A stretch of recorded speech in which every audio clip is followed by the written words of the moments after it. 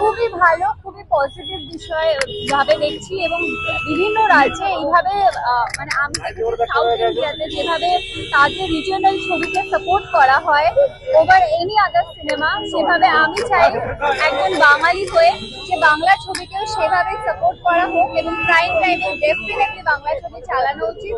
কারণ বাংলা ছবির সাথে প্রচুর মানুষের ইমোশন জড়িয়ে আছে এবং প্রচুর মানুষের প্রফেশন জড়িয়ে আছে। দেখুন, ডিমান্ড অ্যান্ড সাপ্লাই, যদি ডিমান্ড বাড়ে তাহলে সাপ্লাই বাড়বে। আশা করি ভালো কন্টেন্ট, ভালো ছবি আরো উৎসাহ পাবে সবাই বানানো।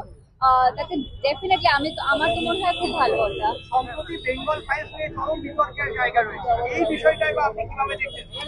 আমি বুঝতে পারছি না কেন বিতর্কের জায়গা আছে এবং অ্যাক্টরসদের কেন জাস্টিফিকেশন দিতে হবে তারা কোন চরিত্রে অভিনয় করেছে। 1946 এর একটা ঘটনার উপর এই ছবিটি মানে যে জায়গাগুলো দেখতে পেয়েছি ট্রেলারে, পুরো ছবি তো জানি না, এখনো দেখিনি।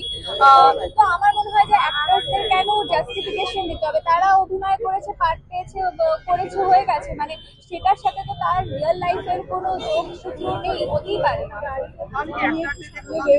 তাহলে তো অনেক মানে ক্রিমিনালের চরিত্রে অভিনয় করেছে, তাহলে তাদেরও কি জাস্টিফিকেশন দিতে হয়েছে? কখনো দিতে তো হয়নি।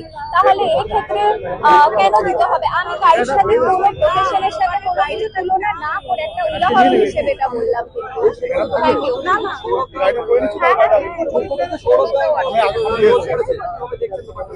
খুবই পজিটিভলি দেখছি, এটা ওর প্রথম হিন্দি ছবিতে একটা ব্রেক এবং ও চেষ্টা করেছে যতটা সম্ভব ওর চরিত্রটা ফুটিয়ে তোলার। বাকিটা দর্শকের পজিটিভ রেসপন্স আমরা এক্সপেক্ট করছি। দুর্দান্ত, প্রচন্ড উৎসাহিত মানুষ বাঙালি মানে বাংলা ছবিকে তারা সাপোর্ট করে, এখানে আমি এসে বুঝতে পারছি, খুব ভালো লাগছে।